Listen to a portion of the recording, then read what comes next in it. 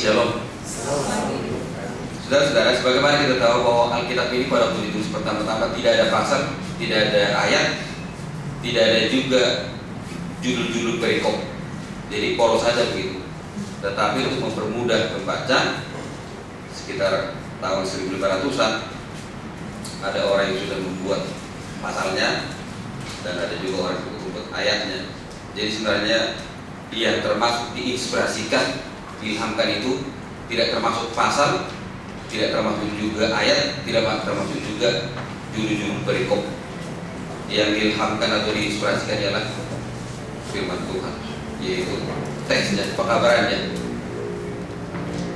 Khusus untuk orang-orang muda sekarang, kayaknya lebih suka menggunakan digital Bible ya. Tapi di beberapa gereja atau beberapa jemaat mereka bilang yang dimasuk Alkitab itu bukan yang digital tapi harus printed. Tapi sebenarnya konsep seperti itu juga harus kita lihat secara objektif. Kenapa? Karena pada zaman dulu Alkitab itu belum ada yang printed, tapi itu ditulis di atas lembaran-lembaran yang kayak tikar, ya, ditulis di atas papirus, ditulis di atas perkamen. Dan gulungan kitab itu satu kitab itu nggak tahu berapa gulungannya. Pada waktu Tuhan Yesus masuk ke sinagog di Nazaret, kepadanya diberikan gulungan kitab Nabi Yesaya. Itu satu gulungan, hanya pasal 61 satu gulungan. Jadi coba kita katakan, kita pikirkan, kalau yang dimaksud kitab itu adalah gulungan scroll dalam bentuk perkamen atau dalam bentuk yang model tikar tadi itu, kita bisa bakal kita satu drop begitu.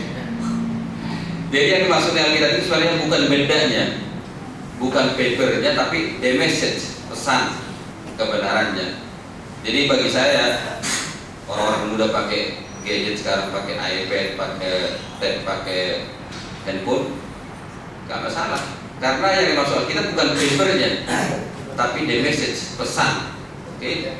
Jadi kalau Anda baca Alkitab dari handphone, dari tab, secara prinsip ya, it's okay. Tapi kalau kita pergi ke jemaat-jemaat, di mana jemaat itu memang merasa risih kalau kita buka handphone, ya tutup handphone, pegang printed Bible. Karena kita harus menyesuaikan diri dengan konteks di mana kita berada. Di jemaat Naripan tidak boleh nyanyi dari depan pakai gitar. Jemaat Naripan kalau di udah boleh. Ya, sekarang nggak ada masalah dengan gitar. Ya, tapi kalau jemaat itu belum siap dengan gitar, ya jangan pakai gitar. Di jemaat tertentu nggak boleh khotbah di depan tanpa dasi dan jas.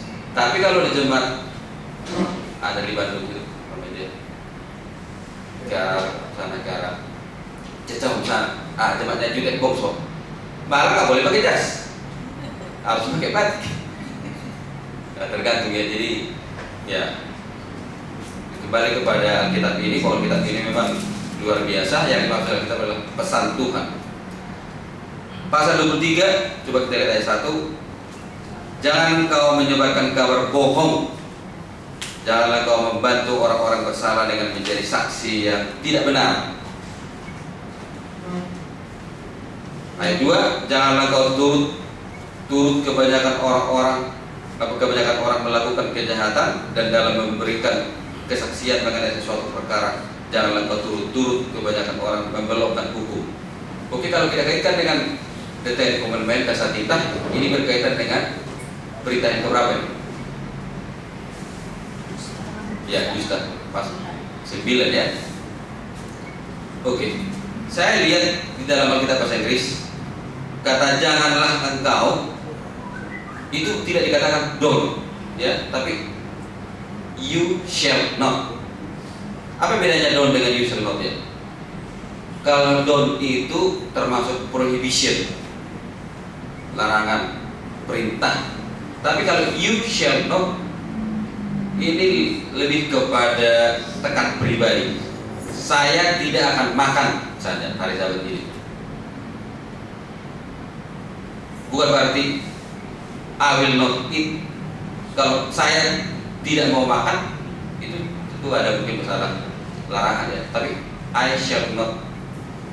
Janganlah kau, you shall not. Jadi sebenarnya Kalau kita sudah menerima Tuhan, kalau orang Israel sudah menerima Tuhan sebagai rajanya, sebagai pelepasan, deliverer, sesuai dengan preambel atau pembukaan pasal 20.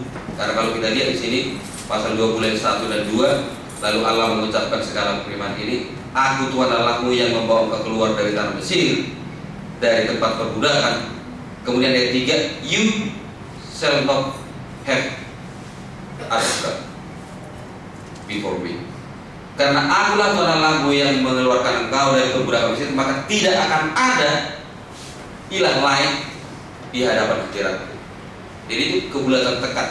Ini juga begitu, pasal 23 ini tidak terlepas dari pasal 20, karena Tuhanlah yang melepaskan orang Israel keluar dari Mesir, dari perbudakan Mesir, dari perempuan Mesir, maka mereka tidak akan menyebarkan kabar bohong.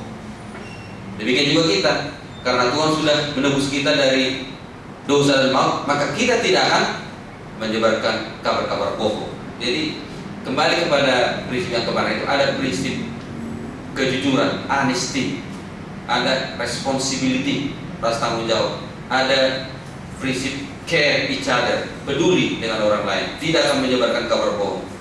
Jangan membantu orang bersalah dengan menjadi saksi yang tidak benar. Jangan turut-turut kebanyakan orang melakukan kejahatan. Ya, jangan engkau turut-turut kebanyakan orang membelokkan hukum. Prinsip dari perintah 9 dan juga pasal 23 1 ini ialah kejujuran, ya, ketulusan. Bagaimana dengan perawat atau bidan yang ada di Mesir? Ada 2 perawat atau bidan yang ada di Mesir, karena mereka ini datang ke rumah-rumah orang Ibrani pada saat perempuan Ibrani melahirkan, ya. Firaun memerintahkan, kalau kamu pergi membantu perempuan-perempuan Mesir melahirkan, dan kalau yang dilahirkan itu laki-laki, bunuh. Tapi kalau yang dilahirkan perempuan, biarkan hidup. Tapi mereka takut akan Tuhan, maksudnya mereka hormat kepada Tuhan, mereka turut Tuhan. Pada waktu perempuan-perempuan Ibrani melahirkan laki-laki atau perempuan, mereka tidak membunuh bayi-bayi ini. Pada waktu ditanya, mengapa kamu biarkan bayi-bayi orang Ibrani atau Israel ini tetap hidup? Oh, Tuhan katanya, beda perempuan-perempuan Ibrani dengan perempuan Mesir. Kalau perempuan Ibrani ini sebelum kami datang, karena mereka itu kuat-kuat, mereka sudah melahirkan. Padahal mereka bagaimana? Mereka bagaimana? Mereka jujur atau tidak? Mereka bohong. Ya, kita tidak berkata boleh bohong, ya, tapi intinya lah masalah motivasi. Perempuan yang tidak disebutkan namanya di kota Jericho, dia menyembunyikan 2 orang pengintai Israel. Pada waktu ditanya, apa ada 2 orang sini menginap di rumahmu? Tidak, barusan mereka sudah pergi katanya. Tahu-tahu dia sembunyikan di balik jerami. Ya. Tuhanlah yang mengetahui, karena Dia hakim yang adil. Dalam prinsipnya kita harus mengucapkan kata-kata yang jujur, ya, honest, tulus, setia. Tetapi dalam kasus tertentu memang kelihatannya Tuhan itu, saya tidak tahu apakah yang dimaksud dengan dosa putih, white lie, ya. Tetapi kita harus berkata jujur. Janganlah kau menyebarkan kabar bohong, janganlah kau turut-turut kepada orang melakukan, ya, kejahatan. Di dalam bahasa Inggris kata bohong ini dusta, lie. Jadi orangnya liar, pembohong. Tapi yang dimaksud dengan liar atau pembohong ini merupakan habitual action, berulang-ulang, dan prinsipnya itu merugikan orang, mengatakan informasi yang membuat orang jadi rugi atau masalah, atau apa maksudnya, tidak sesuai dengan kehendak Tuhan. Ayat 3, juga jangan memihak kepada orang miskin dalam perkaranya. Oke, terkadang kita karena kasihan sama orang, ya, karena dia miskin, tidak ada bapaknya. Kepada orang miskin pun kita tidak bisa memihak kalau orang miskin itu salah. Jadi memang Tuhan benar-benar tidak peduli miskin, kaya, besar, kecil, tua, muda. Kalau memang dia salah, kita tidak boleh memihak kepada kesalahannya, dalam arti melindungi dia walaupun dia sudah jelas. Kalau salah, salah. Lebih baik kesalahannya dinyatakan, tapi hukumannya itu diambil alih oleh orang lain. Misalnya ada orang miskin, dia mencuri sendal atau mencuri kayu jati, misalnya kayak bilang itu, Oke, kalau benar-benar dia salah, salah. Tapi ada orang yang mau membayar sebagai dendanya. Ketimbang, wah dia miskin tak usah lah, nggak boleh. Jadi kaya miskin tetap sama 5 tahun. 4 dan 5. Apabila kau melihat lembu musuhmu dan keledainya yang sesat, maka segeralah kembalikan binatang itu. Apabila kau melihat rebah keledai musuhmu karena berat bebannya, maka janganlah engkau enggan menolongnya. Haruslah engkau rela menolong dia dengan membongkar muatan keledainya. Jadi walaupun ada orang yang sebenarnya sih, kalau kita mau sebut secara benarnya, kita nggak ada musuh. Tapi mungkin ada orang yang memusuhi kita. Saya nggak ada musuh. I don't have any person. Saya tidak ada musuh. Tapi kalau orang itu mungkin memusuhi saya, ya, that's his or her problem ya. It's not mine. Ya. Nah, misalkan ada orang yang kita tahu nggak senang sama kita, kemudian kita lihat, ya, anjingnya atau keledainya atau hewannya ada bermasalah. Ini kan anjing siapa? Ini kan keledai. Sayang tuh. Nggak boleh. Harus kita tolong ya, kita kembalikan kalau muatannya terlalu berat kita tolong. Kalau di komite, ya kita buat komite, katakan komite Edcom atau Excom. Ada permohonan seseorang dan permohonan seseorang ini orang yang nggak suka sama kita. Saya minta kontrak rumah 2 tahun, padahal peraturannya katakanlah 1 tahun. Contoh, saya minta Edcom atau ada perbincangan. Menurut peraturan kan tidak boleh 2 tahun contohnya. Atau apa dia benar-benar ya jangan dan sebagainya. Saudara-saudara, jangan sampai kita ganjal permohonan seseorang karena orang itu mungkin tidak senang sama kita. Nggak boleh. Walaupun dia suka atau tidak suka sama kita, mungkin dia ada sesuatu yang nggak enak sama kita. Kalau memang permohonannya itu, walaupun saya anggota Edcom atau Excom, saya harus dukung, ya. Jangan gara-gara dia misalnya ada masalah dengan saya, ya itu tidak boleh. Ini penerapan yang praktis ya. Kalau ada orang yang memusuhi kita atau dalam konteks ini disebutkan musuh kita, karena kita nggak punya musuh, hanya satu musuh kita, kalau katakanlah dua lah musuh kita. Siapa yang musuh kita itu? Yang pertama iblis, karena dari bahasa Yunani itu diabolos yang artinya musuh, ya, enemy. Yang kedua ialah diri kita sendiri karena musuh kita. Misalnya kita ya sudah mau kerja nih, tunggu dulu ngopi dulu dulu. Atau ya diri kita sebagai musuh kita, orang lain tidak ada musuh kita. Mungkin dia musuh kita karena dia belum kenal Tuhan ya, tapi itu bisa dia. Jadi jangan sampai kita membuat hal-hal yang membaratkan orang lain. Ayat 6, janganlah kau memperkosa hak orang miskin di antaramu dalam perkaranya. Iya, jadi orang miskin tadi tidak boleh kita bela kalau memang salah ya. Orangnya kita bela tapi salahnya harus kita memang sebutkan bahwa dia salah. Mau tolong boleh, tetapi jangan kesalahannya ditutupi atau dibilang tidak salah. Yang kedua, jangan memperkosa hak orang miskin. Artinya mentang-mentang dia miskin, maka kita anggap dia tidak perlu mendapatkan hak-haknya. Ayat 7, haruslah kau jauhkan dirimu dari perkara dusta. Orang yang bersalah dan orang yang benar tidak boleh kau bunuh. So, aku tidak membenarkan orang yang bersalah. Oke. Jadi yang benar tidak boleh dibunuh, orang yang bersalah juga tidak boleh tidak dihukum. Jadi harus fair, ada unsur fairness. Jauhkan dirimu dari perkara dusta. Kembali diulang ya. Ayat 1, 2 tadi itu diulang. Kemudian ayat 8, suap janganlah kau terima, sebab suap membuat buta mata orang yang melihat dan memutarbalikkan perkara orang-orang yang benar. Kemarin sore saya menonton berita di TV One, Gayus Tambunan. Heran aja, tahun sekian kali keluar perannya, tahun sekian kali.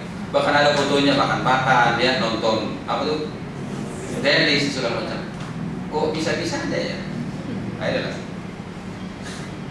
Ternyata mungkin berkaitan dengan dia, yang namanya tahanan ya, berarti harus ditahan. Tapi dia masih bisa kesana kemari. Kenapa kira-kira itu? Kalau kita mau kaitkan dengan ini ya, karena dia mungkin kasih duit. Seperti di Sumatera Utara, semua urusan memerlukan uang tunai, kan? Sumut, semua urusan berkenaan. Isu tentang mengatur negara. Siapa yang mengatur negara ini? Pertanyaannya who, tapi jawabannya bukan who tapi what. Siapa yang mengatur negara ini? Isu mengatur negara, hepe. Ya itulah, dikasih duit, ya bisa sana kemari. Suap. Salah satu syarat dari 70 tua-tua yang dipilih ya di antara orang Israel itu orang yang takut akan Tuhan, orang yang penuh Roh Kudus, orang yang penuh hikmat dan benci terhadap pengejaran suap. Nah itulah, saya kira semua kita perlu begini. Saya sebagai seorang pendeta, jangan saya pergi ke gereja yang setiap kali saya pergi ke sana dikasih katakanlah mungkin uang bensin tambah ya, karena dari ini juga sudah ada uang bensin. Nah, saya kesana. Tapi kalau jemaat itu tidak kasih apa-apa, nggak usah. Ngapain? Nggak boleh. Kita harus setia, faithful ya kepada tugas kita. Jangan karena dikasih duit. Apalagi yang dimaksud dengan suap di sini sebenarnya konsepnya bukan hanya sekadar tips ya. Suap yang dimaksud di sini itu memutarbalikkan, memelintir kebenaran. Yang benar dari salah, yang salah dari benar. Ayat 9, orang asing janganlah kamu tekan, karena kamu sendiri telah mengenal keadaan jiwa orang asing, sebab kamu pun dahulu adalah orang asing di tanah Mesir. Jadi tempatkanlah diri di tempat orang lain, pakailah sepatu orang lain, ya. Simpati dan apa namanya satu lagi? Empati. Ya. Jadi nggak boleh. Kita orang asing tadinya, masa kita tekan orang asing, nggak boleh. Ya. Tapi kita mengingat keadaan kita. Kita mengingat keadaan kita dulu waktu student, ya. Kita mengingat waktu kita, saudara-saudara, saya kadang-kadang merasa sedih ya waktu melihat anak-anak saya. Kenapa saya sedih melihat anak saya? Karena mereka tidak mengenal pengalaman saya. Tapi ini, rekod jangan kasih sama orang lain. Waktu di asrama, saya tidak punya duit karena orang tua saya tidak mau mengaku saya sebagai anaknya karena saya mengambil pendeta. Jadi 2 tahun mereka tidak kirim duit ya. Pada saat saya mau mencuci pakaian, tapi ini rahasia ya, jangan kasih tahu. Saya nggak punya sabun. Jadi saya pergi kamar mandi pagi-pagi cepat jam-jam 4 itu. Saya kumpulkan sabun-sabun yang sisa-sisa itu. Kemudian saya kepencet ini, kemudian itulah yang saya cucikan ke baju saya. Tapi kalau saya lihat anak-anak saya sekarang, jangankan menggunakan ya sabun bekas, sabun biasanya nggak dipakai, dia menggunakan sabun yang apa itu kayak cairan atau gitu aja. Enak benarnya anak saya begini. Waktu kita mengingat diri kita kan sampai aja ya membuang-buang apa saja gitu. Orang asing. Jadi kalau kita ingat diri kita, ya seperti pepatah Indonesia berkata, jangan lupa kacang akan kulit. Kita juga jangan lupa orang yang menolong kita, yang bantu kita. Jangan sampai kita, kadang-kadang kan begitu. Seseorang menolong kita, masuklah di pekerjaan tertentu atau tahu sampai kita libas dia, nggak boleh. Kalau dia bersalah atau bersalah, ya bisa doakanlah. Masa kita jadi. Jangan kamu tekan orang asing. Ayat 10, 6 tahun lamanya engkau menabur di tanahmu dan mengumpulkan hasilnya. 6 tahun. Jadi tahun ke-7 apa yang kita buat? Tapi pada tahun ke-7 haruslah engkau membiarkannya dan meninggalkannya begitu saja, supaya orang miskin di antara bangsamu dapat makan, dan apa yang ditinggalkan mereka haruslah dibiarkan dimakan binatang hutan. Demikianlah juga kau lakukan dengan kebun anggurmu dan kebun zaitunmu. Ini yang disebut dengan prinsip sabatika, ya. Jadi 6 tahun kerja, maksudnya mengerjakan ladang-ladang itu. Tahun ke-7 biarkan. Waktu anak-anak saya juga kaget ya, karena ada saatnya itu ladang-ladang itu panen, tapi ada satu saatnya itu hancur semuanya. ternyata memang ada bagusnya kita biarkan tanah itu rest. Jadi di sini kita lihat prinsip sabat, rest. 6 tahun diupayakan, dikerjakan, tahun ke-7 biarkan. Orang miskin bisa ambil, kemudian binatang-binatang juga bisa ya berkembang biak di sana. Bahkan setiap tahun kalau sudah panen, yang sudah diambil panennya itu jangan lagi kembali dari awal, lihat lagi ambil. Biarkan yang terlewat itu untuk orang-orang yang berkekurangan. Jadi memang sistem yang dibuat oleh Tuhan ini luar biasa ya. Dan kalau ada orang yang berutang atau menjual dirinya jadi budak, jadi budak atau slave, ya tahun ke-7 harus bebas. Sudah dibahas oleh pendeta Nasagala waktu itu. Nah, ini merupakan satu tipe atau type atau simbol bahwa ada saatnya mungkin seperti ada mirip-miripnya dengan konsep umat Islam yang disebut dengan Idul Fitri, kembali ke fitrah. Jadi siklus itu harus kembali kepada semulanya. Tanah yang digadaikan, budak yang sudah menjualkan dirinya atau dijual oleh tuannya harus kembali kalau dia orang yang berani. Tahun ke-7 harus engkau membiarkannya dan meninggalkannya untuk orang-orang miskin dan juga untuk binatang. Luar biasa ya. Di dalam kegenapannya ini tentunya di dalam Yesus semua mendapatkan perhentian. Yesus berkata, marilah kepadaku semua yang letih lesu dan beban berat, aku akan memberikan perhentian, rest, sabat di dalam Christ. Di dalam Lukas pasal 6, Yesus membaca kitab Nabi Yesaya, dia bilang apa?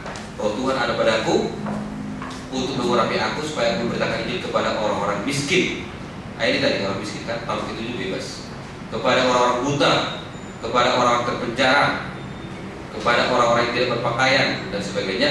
Sesudah selesai dia membacakan ayat itu, kemudian dia sebutkan, pada hari ini genaplah nas ini pada waktu kamu mendengarnya. Kapan dia ucapkan itu? Itu dia ucapkan pada hari Sabat di bait suci. Saya di sinagog. Pada hari ini genaplah nas ini. Pada hari apa? Pada hari Sabat. Jadi Sabat merupakan kegenapan tahun Sabat. Orang-orang dibebaskan, yang buta melihat, yang sakit disembuhkan, orang yang berutang dibebaskan, orang yang tidak makan dikasih makan, orang yang tidak berpakaian dikasih pakaian. Tahun Jubili atau Jubilium, kegenapan dari semua ya berkat Tuhan. Dikatakan oleh Yesus dalam di dalam Lukas pasal 4 ayat 16 sampai 18, dia bilang apa? Pada hari ini genaplah nas ini ketika kamu mendengarnya. Genap nas itu pada waktu mereka mendengarnya. Tahun Jubilium, tahun pembebasan. Dan yang genap itu ialah apa dikatakan? Tahun rahmat Tuhan. Tahun rahmat Tuhan maksudnya tahun kasih karunia, grace. Jadi Sabat, grace dengan keselamatan itu sangat berkaitan. Ayat 12, 6 hari lamanya engkau melakukan pekerjaanmu, tetapi pada hari ke-7 haruslah engkau berhenti supaya lembumu, keledaimu tidak bekerja, dan supaya anak budakmu, perempuan dan orang asing melepas lelah. Jadi kalau ada perusahaan kita juga berikan libur Sabat kepada mereka.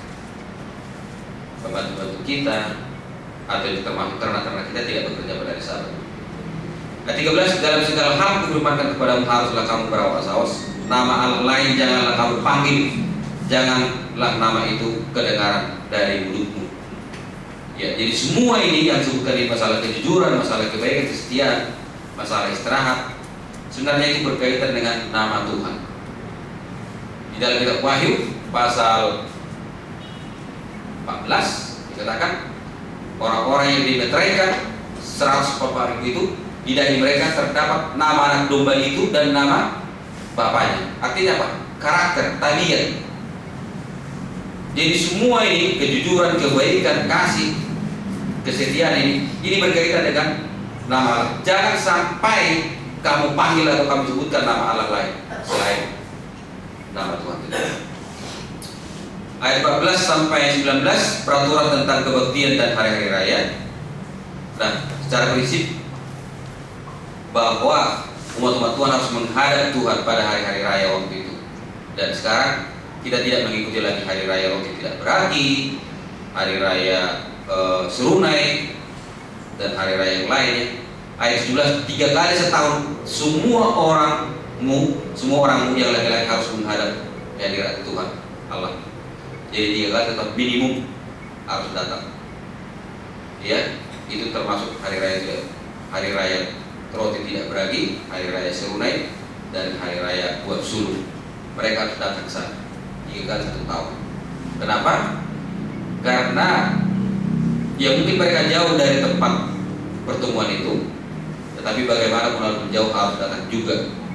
Itulah sebabnya nanti pada hari Pentakosta ya, itu banyak yang datang. Sampai bangsa-bangsa dari sekitar ya Israel itu banyak yang datang, dari Galatia, dari Kapadokia, dan dari segala macam tempat. Mereka harus datang, termasuk orang-orang yang takut akan Tuhan. Ayat 19, yang terbaik dari buah bungaran hasil tanahmu harus kau bawa ke dalam rumah Tuhan. Jadi yang terbaiklah harus kita persembahkan kepada Tuhan. Itu prinsipnya sekarang.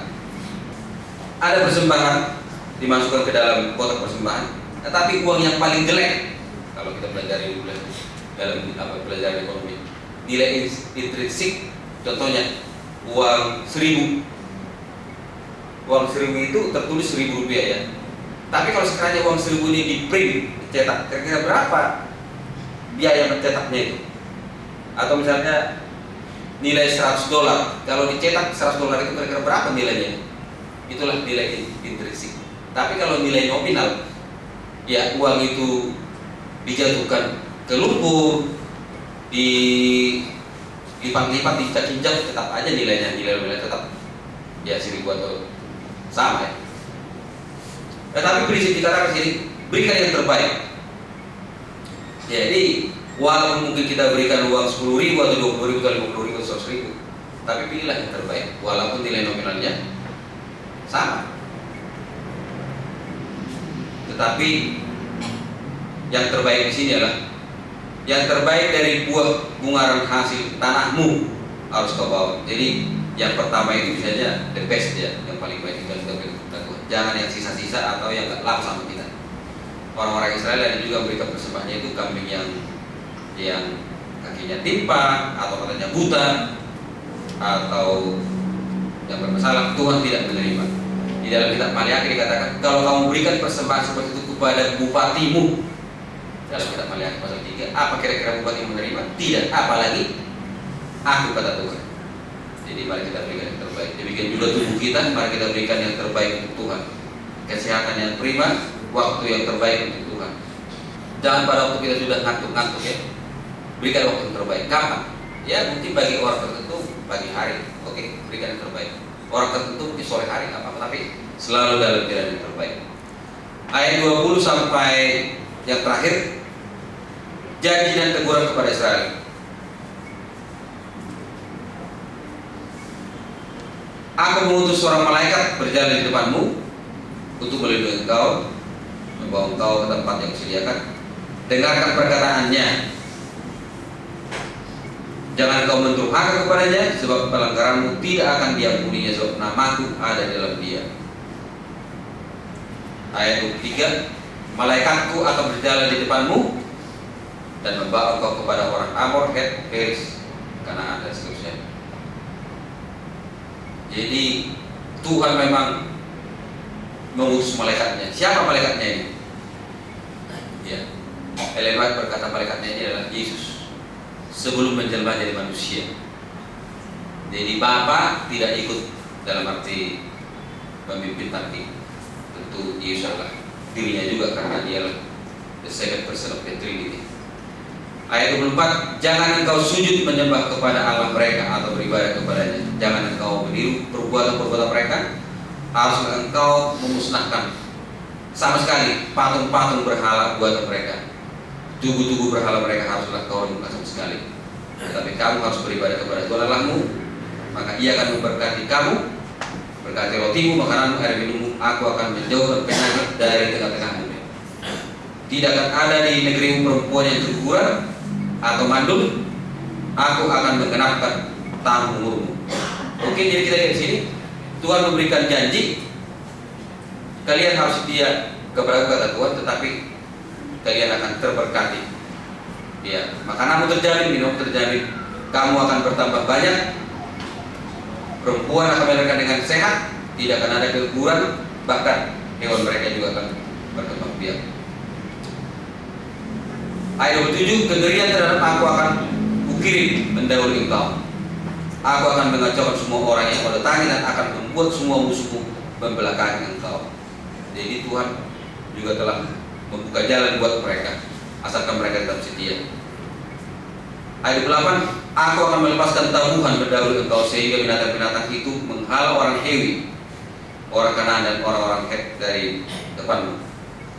Aku tidak akan menghalau mereka dari depanmu dalam 1 tahun, supaya negeri ini jangan menjadi sepi dan segala binatang hutan jangan bertambah banyak melebihi engkau. Sedikit demi sedikit aku akan menghalau mereka dari depanmu sampai engkau beranak cucu sedemikian sehingga engkau dapat memiliki negeri itu.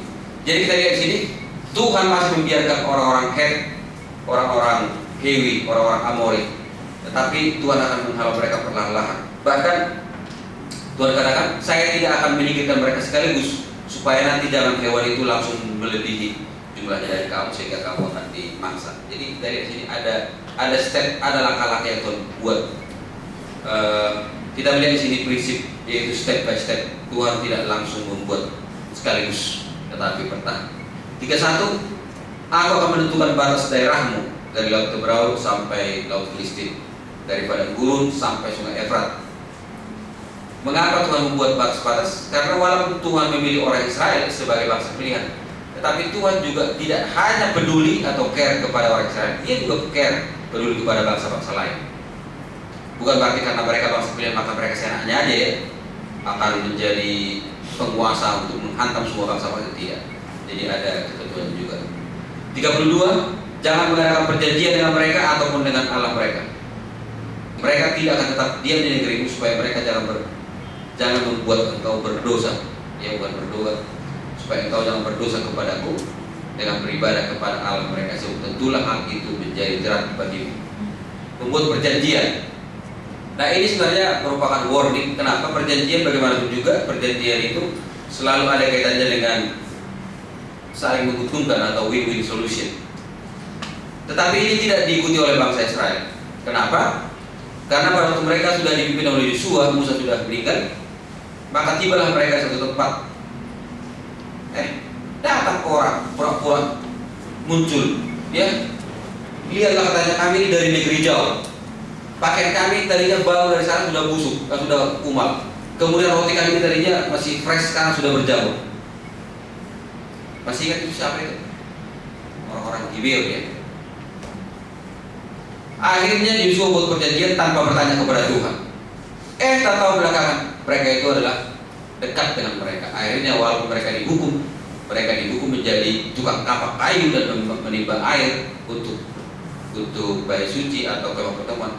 Tetapi mereka keliru. Ya, mereka sudah buat perjanjian tanpa bertanya kepada Tuhan. Padahal sudah di warning sini, jangan mengadakan perjanjian. Bahkan jangan mereka tetap berada di negerimu, karena mereka akan membuat engkau berdosa beribadah kepada Allah mereka. Saudara-saudara, prinsip yang kita lihat di sini adalah kita bisa aja buat perjanjian dengan siapapun ya sekarang ini, tetapi jangan perjanjian itu sampai membuat kita terikat, terbabit, sehingga kita bisa menyimpang dari kebenaran. Dan kita tidak boleh berada di satu tempat yang tempat itu sangat mempengaruhi kita, sampai kita yang akhirnya mengikuti mereka dan mengikuti Allah mereka. Bukan mereka yang kita pengaruhi, tetapi mereka yang mempengaruhi kita. Yesus berkata, kamulah garam dunia, kamulah terang dunia. Bukan dunia yang menerangi kita, bukan dunia yang menggerakkan kita, tetapi harus kita yang menerangi dan menggerakkan dunia. Kalau kita lihat prinsip-prinsip ini, maka marilah kita menerimanya dengan iman dan mengikutinya. Tuhan akan menolong kita.